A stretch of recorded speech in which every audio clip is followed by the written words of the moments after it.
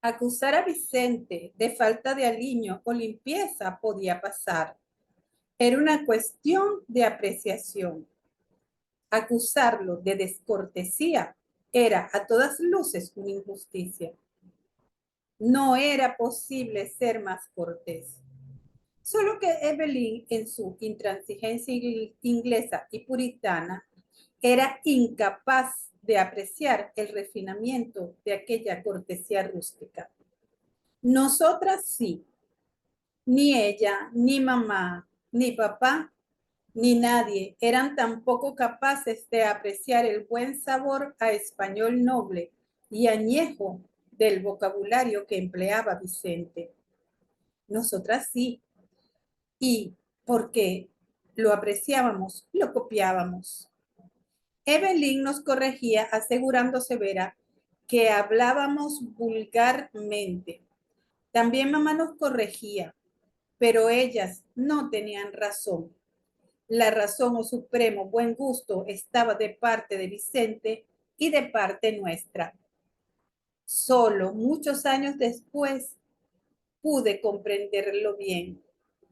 Fue leyendo a López de Cómora, Cieza de León, Bernal Díaz del Castillo y a otros autores de la época, quienes vinieron a América y legaron generosos de viva voz el español que usaba Vicente, tal cual se usa un mueble antiguo, sólido y cómodo que se ha heredado en buena ley.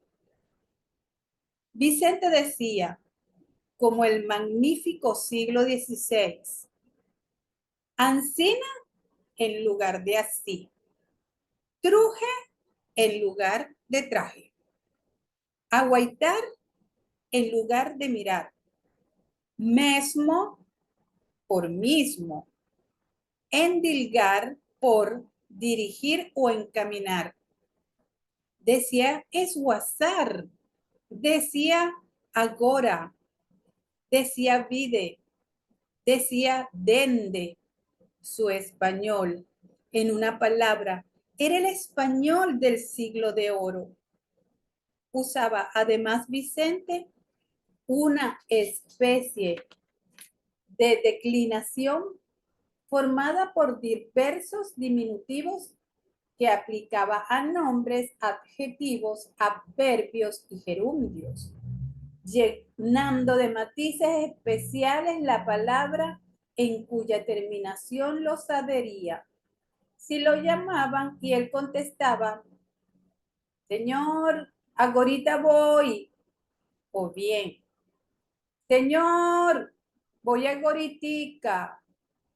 Esto quería decir, voy con mucho gusto dentro de un momento, dígnese usted tener paciencia.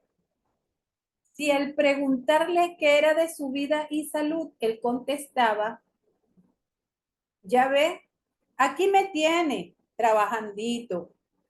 Trabajandito quería decir que trabajaba con gusto y buena voluntad, pero sin mayores ventajas pecuniarias. Su cortesía corría parejo con su gallo hablar. También era noble y llena de matices. Nunca Vicente entraba en un recinto cualquiera, así fuera la cocina o la pieza de escoger café, sin pedir la venia en esta forma. Alabado sea Dios, frase que repetía clavado en un umbral o ante unos escalones hasta que una voz indignada le contestara, adelante caramba, no moleste más.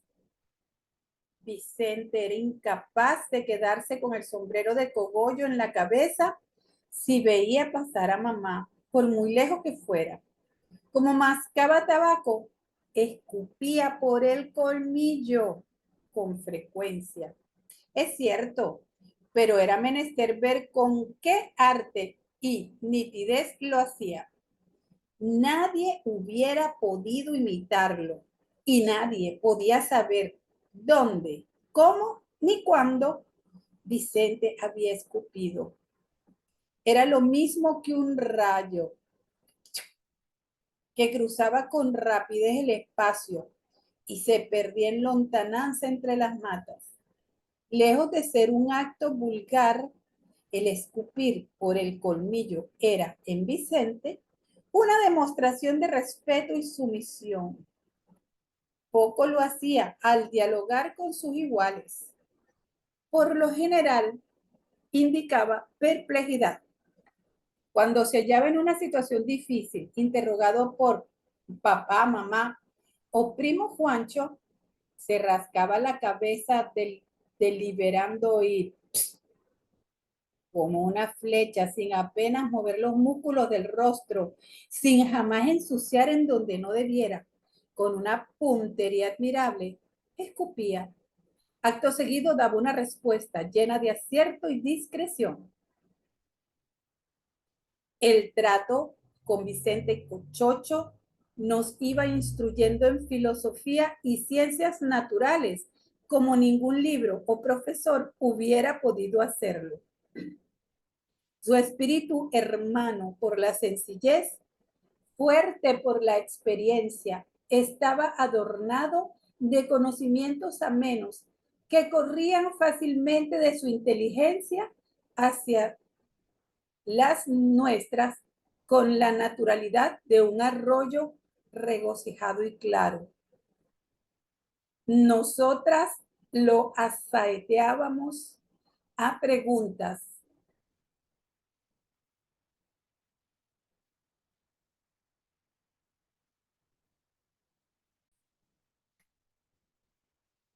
Casi todas tenían esta partícula interrogativa, ¿ah? Sobre la cual apoyábamos toda la fuerza de nuestra curiosidad y que cambiaba de lugar según la frase. ¿Por qué hay tantas guayabas verdes y guayabas amarillas, Vicente? ¿Ah? ¿Por qué las culebras pican? Ah, Vicente. ¿Y las anguilas no? ¿Por qué los gallos saben pelear, Vicente? Ah, y no saben poner huevos como las gallinas.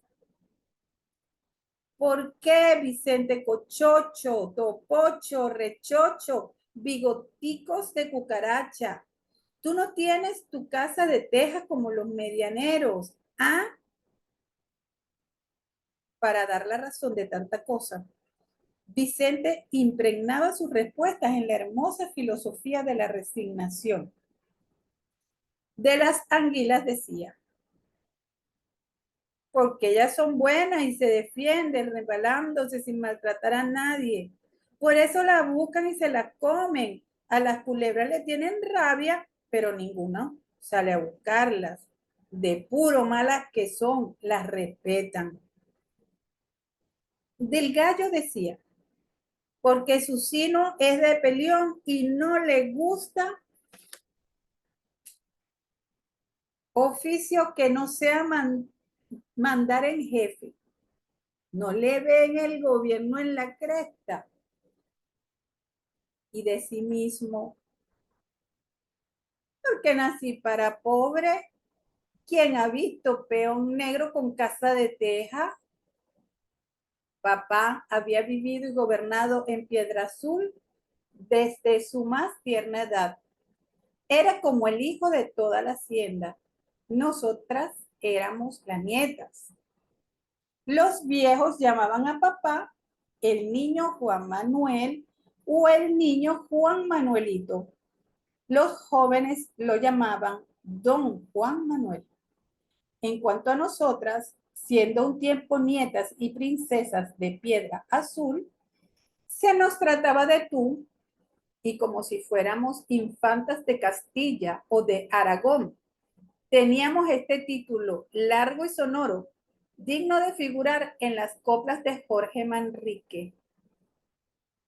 Las 6 niñitas de la casa grande. También Vicente nos daba tratamiento de tú, pero antes de nombrarnos, en señal de homenaje, no decía niñita, ni niña, ni señorita, no. Decía, señor, tú y señor. Lo mismo que si se dirigiera a Dios. Por ejemplo, cuando llegaba en el burro cargado de legumbres, de frutas y de hojas de plátano, Nosotras corríamos hacia él, agobiándolo a preguntas y reclamando encargos. Él iba respondiendo: sí, señor Aurora, sí te traje tus manguitos de bocado, aquí vienen. Sí, señor Blancanieves, te conseguí el conejito blanco, mañana te lo mandan con jaula y todo. O de pronto: no, señor Violeta, no le pegues al pobre burro, mira que él no te ha hecho nada. Difícilmente podré explicar a ustedes la suma de matices expresivos que encerraba el hablar de Vicente, puesto que tales matices no estribaban en los vocablos, estribaban en el tono. ¿Qué es una frase sin tono ni ritmo? Una muerta, una momia. Ah, hermosa voz humana, alma de las palabras, madre del idioma, qué rica, qué infinita eres. ¿Cuántas veces he tratado de explicarles aquí cómo hablaba Vicente y cómo hablaba mamá? Aquellos dos polos, el extremo de la rusticidad y el extremo de la exquisitez o preciosismo. Uno más rimado que melodioso, otro más melodioso que rimado. He tenido que contemplar con tristeza la miseria realizada por mi buena intención. La palabra escrita, lo repito, es un cadáver, porque en este siglo de los grandes inventos y de las magníficas innovaciones, los escritores no han hallado aún la manera de decir a ese cadáver: levántate y anda. Hoy, que todo es alegre bullicio en la República de las Letras, hoy que el ingenio y la novedad van siempre bailando juntos, tan contentos. ¿Cómo no han hallado el modo de despertar esa muerta? Si yo fuera novelista de talento, dos humildes suposiciones, impondría la siguiente innovación en la novela. Antes de comenzar un diálogo cualquiera, tendería siempre un pentagrama sobre mi página. A la izquierda, como de costumbre, clave, tono y medida. Luego los compases con notas y accidentes. Y abajo el texto. Lo mismo que para el canto. Con un poco de solfeo que supiera el lector, no tendría sino que tomar el libro en la mano izquierda, llevar el compás con la derecha canturreando y ¡listo! El personaje habría hablado de veras. Acabo de darme cuenta de que estoy ideando una tontería. Perdónenmela. El escritor, el escritor que tal hiciera, al pecar por exceso de verisimilitud o claridad, se vería cubierto de desprecio. La claridad que nos hace amables nos impide ser admirables. Lo incomprensible, el humillar violentamente los espíritus, arranca de las manos aplausos irritados y sinceros, cuyo verdadero significado es este: bravo, bravo, bravísimo, que no hemos entendido ni una jota. Una imaginación de amplio vuelo puede lanzarse a sus anchas dentro de la oscuridad que es infinita. Dios no sería adorable si fuera comprensible. La humilde claridad es limitada, franca y pobre. La claridad es despreciable y reposante como un par de pantuflas viejas. Yo no aspiro a la gloria, ni a los aplausos, ni al respeto de las multitudes. Por lo tanto, puedo calzarme de tiempo en tiempo mi par de pantuflas reposantes. Vicente Cochocho era el tocador de maracas de todos los bailes de Piedra Azul. Según creo, Su conversación debía ir siempre acompañada por el repiqueteo o compás de dos maracas invisibles. A ellas debía su ritmo. Sí, mamá, Gracia necesitaba con urgencia que Vicente fuera a buscarle unas parchas o guanábanas, se asomaba al pretil llamando: Vicente, ¿estás ahí en el jardín? Y él contestaba a lo lejos: sí, señor. Al sí le correspondía una nota negra ligada a una corchea con puntillo y un golpe de maraca. Al señor, una semicorchea, una negra y repiqueteo de 3 golpes.